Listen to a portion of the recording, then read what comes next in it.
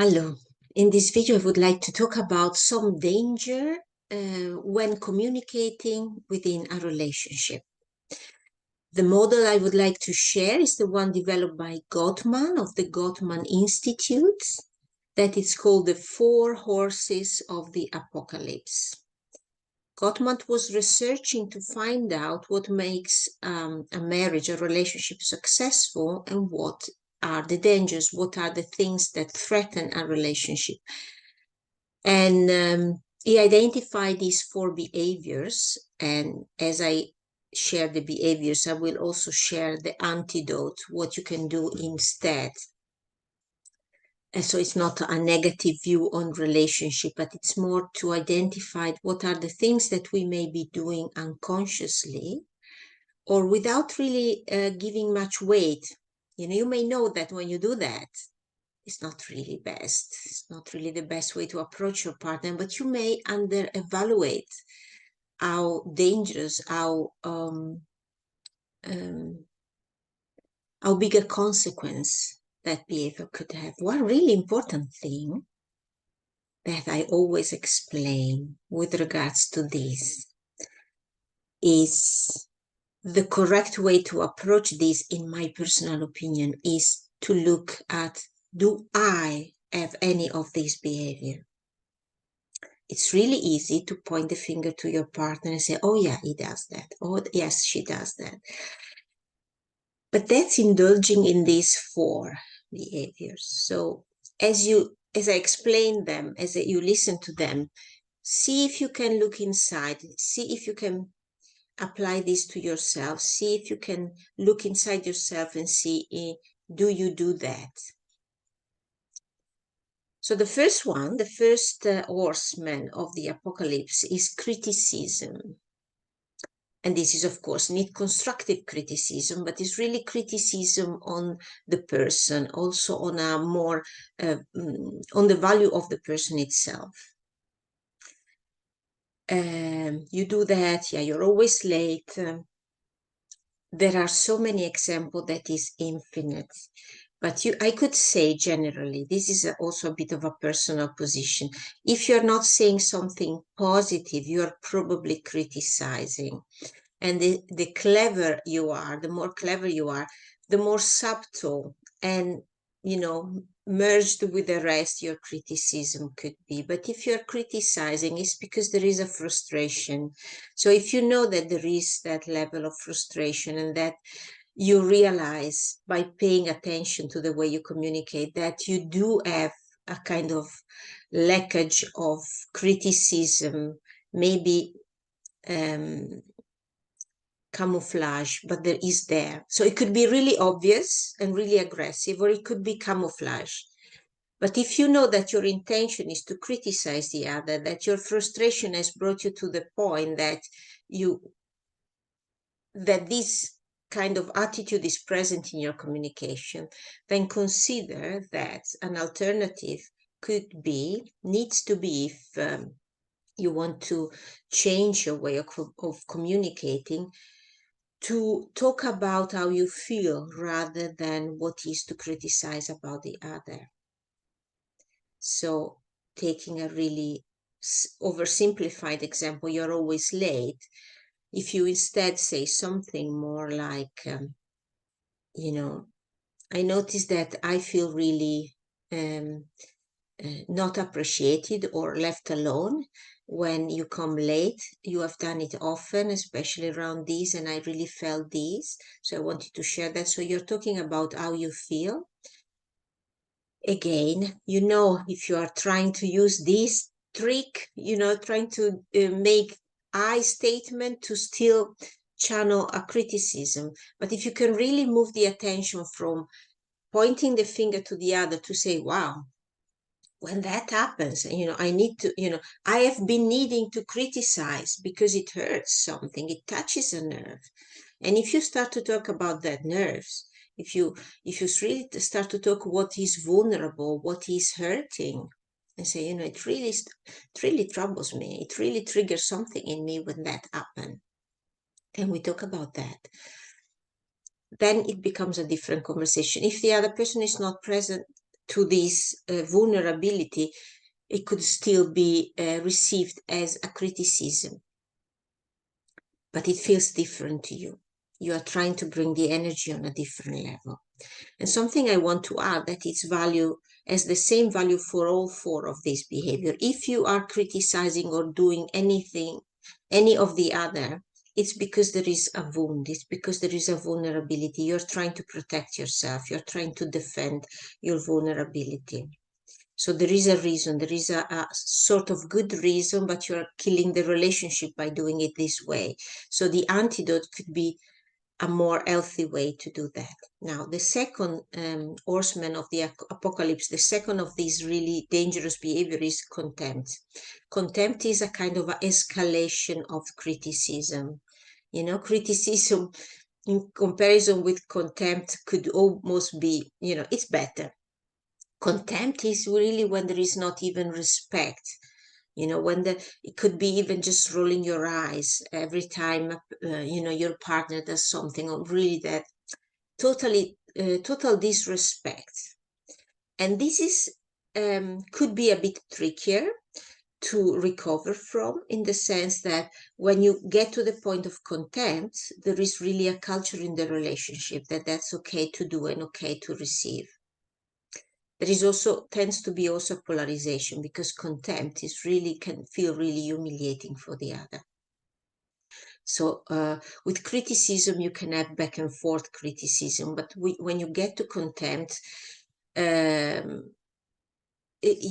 the other person is probably in a quite painful place and probably is reacting in one of the following two ways that I'm going to describe. The first two, criticism and contempt, are kind of the proactive, more aggressive way of communicating. The third and the fourth are more passive way to interact.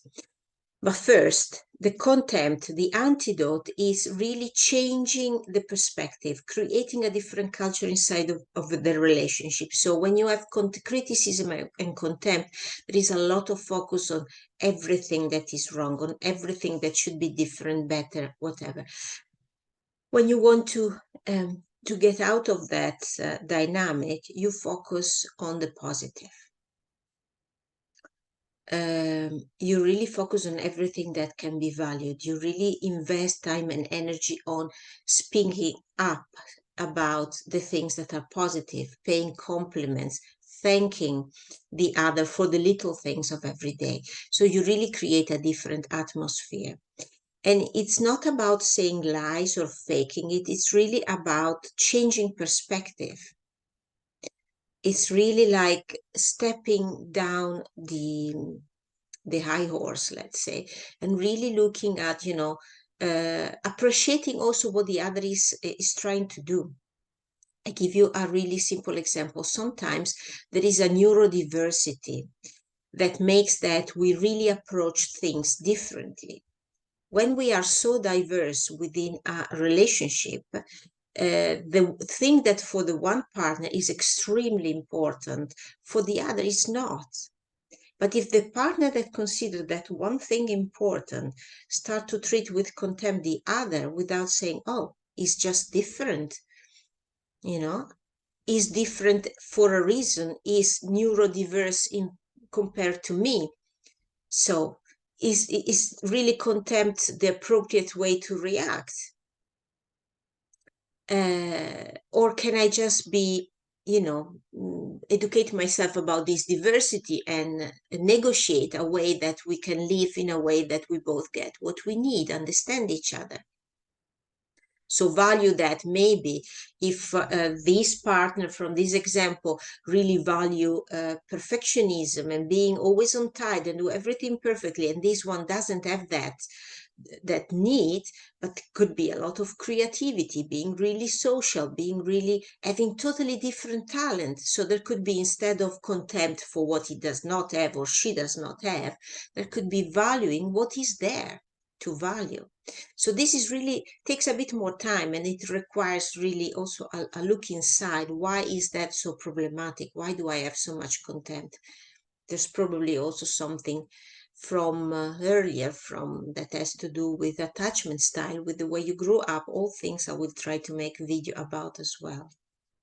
So the second horseman, contempt, the antidote is creating a culture of appreciation of each other. The third horseman of the apocalypse, third really dangerous behavior for the couple is defensiveness. When you get defensive, you go a bit in the victim role. And the victim doesn't take any responsibility. The victim doesn't have any power. The victim is, the victim of circumstances, the victim of the other.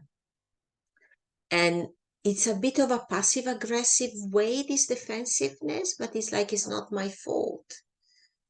It's not me, it's the other. If the other changes, then I'm good. But it doesn't work really like that.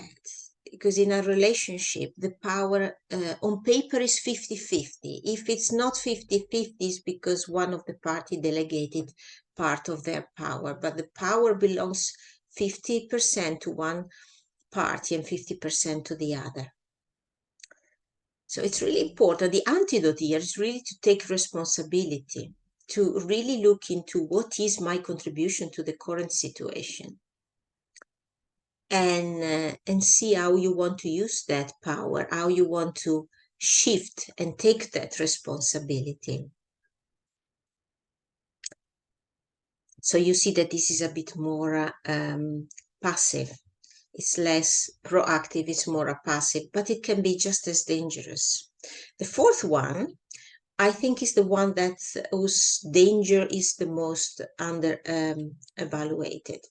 And that's called stonewalling or withdrawing. And this is when, when you are in a conversation, in a discussion with your partner, and suddenly your partner leaves the room energetically.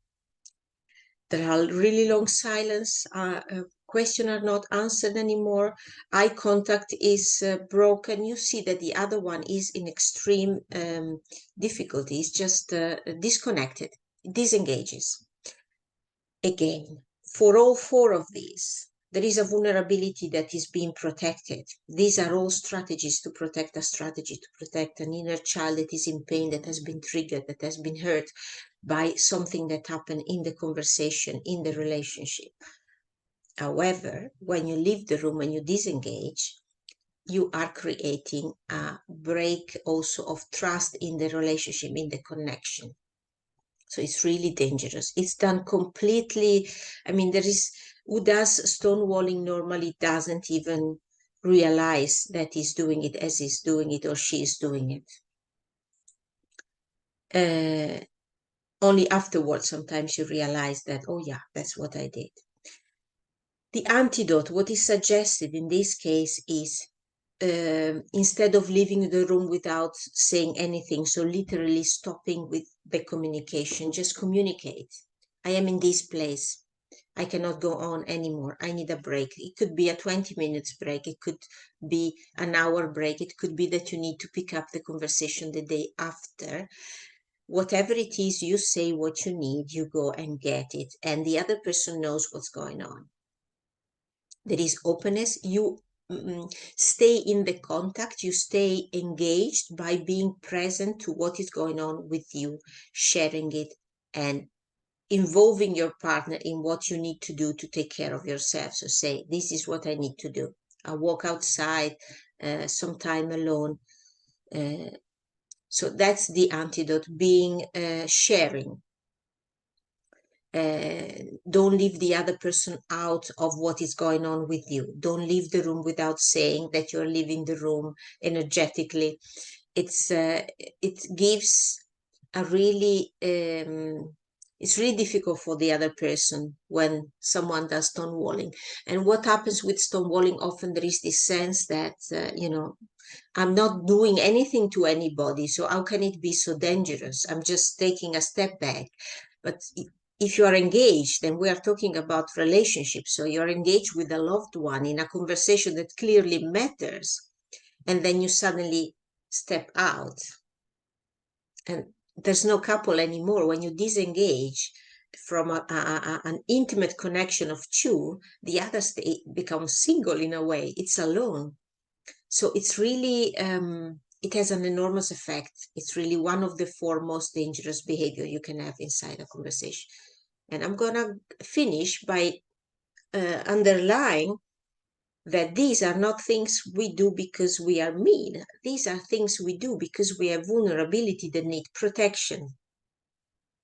So, be aware of that. Be aware of that when you realize, oh, yes, I do that.